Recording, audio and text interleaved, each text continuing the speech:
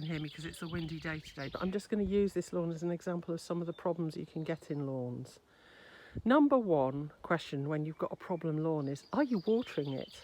Most people forget to water it in dry periods. It will not grow and it will not recover unless you do water it. So number one is watering it. Just a couple of the problems here.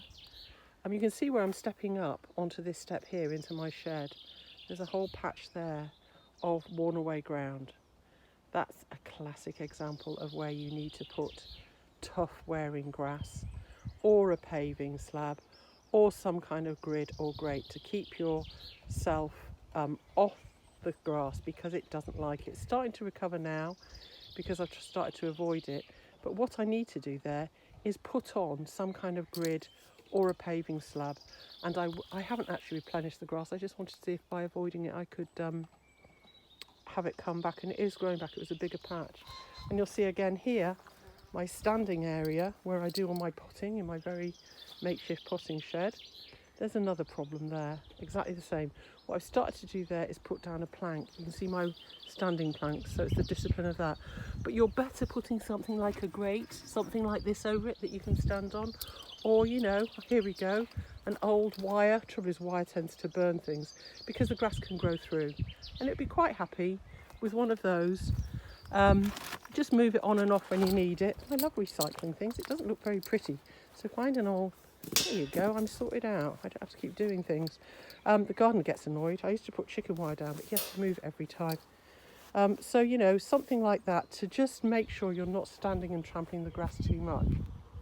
Here's another problem that probably even city dwellers will get. I'll try and shade the end of the microphone from the wind. If you can see, it's all gone. It's starting to recover now. I've been keeping an eye on it, but it's like a yellow patch appears. Any guesses what this is? There's one there. There's one there that has recovered. And there is one that has recovered. I've been monitoring these. Here.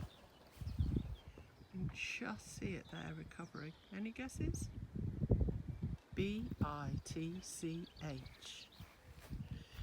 This is, I think, we've had it before occasionally when the neighbours had a female dog that used to be let off the lead, and she would come and do her peeing on the lawn, and it burns the lawn. And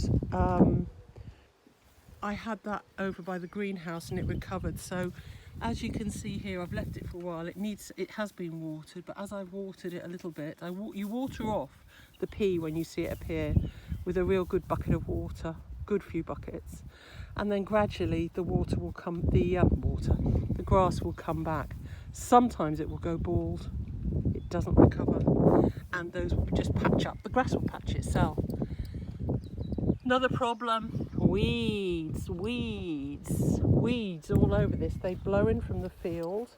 There's not a lot I can do, and you can see here where they get a lot of water from the and shade from my washing line, that they come and they feed through the grass, and the more they feed, the more they grow, and the more you don't get rid of them, the more they will grow. Brother Julian lives with weeds. He just says, that's it, I'm going to let it happen. And his whole lawn now, especially with the dog, is given over to weeds. That is definitely the easiest choice if you love them. Otherwise, I'm afraid it's time to do something about them, and we'll talk about dealing with weeds. But the first thing with your lawn is highlighted here.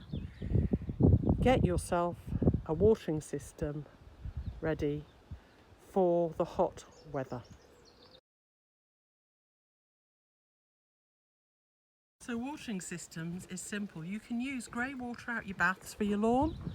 You can recycle from your washing up bowl, and you could systematically go out and gently throw the washing up water, bath water, water that you might have to run off, like in our house, before a lot of cold water comes out the taps before we get to the hot, so I keep all that. I tend to use that fresh water, chlorinated slightly, and pure water for young plants, and the grey water I will mostly put on the lawn. But our lawns are so extensive, we do have to keep them moist in dry weather. So if I haven't had rain for a couple of weeks, I don't know what the system is, I'll look it up and tell you.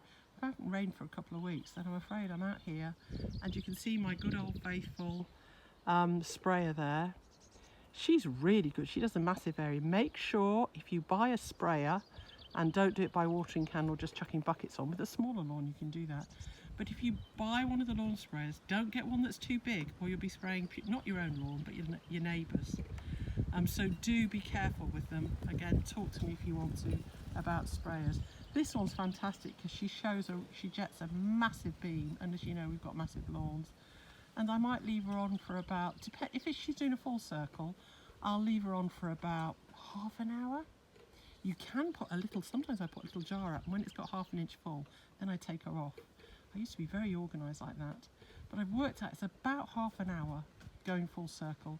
If I've got her on half circle because I'm just doing a bed, I use her for the beds as well, you see, although near roses and things like that it's a nightmare because you get brown spot, so I'm going to change that system. But for beds where there are sort of fat roses and things like that, I just use her as well. But if it's a small lawn, and I've only got her maybe on a quarter, then I just put her on for 10-15 minutes and move around the lawn. Hoses, as you can see, are really unsightly. And we're lucky here, we've got trees in strategic positions, and so I just loop the hose when I finish with it normally. I was out here watering yesterday because I'm feeding the lawns. What I do is I just wrap them round one of the trees and let them hang. Minimal amount of coils that I can do. You can get special hosieries, and quite honestly, if I had a small garden and a smaller hose and these great big long ones that I use to do the allotments and everything, then you see, where is it? That's where we had the bonfire the other night. See the tap. If I had a small lawn, I probably would use a smaller hose like your size lawns, and either do it by hand or get a small sprayer just for ease, and I would coil it up because it's no trouble. But when you're working with 50-foot hose pipes, it gets a pain, and trees come into their own.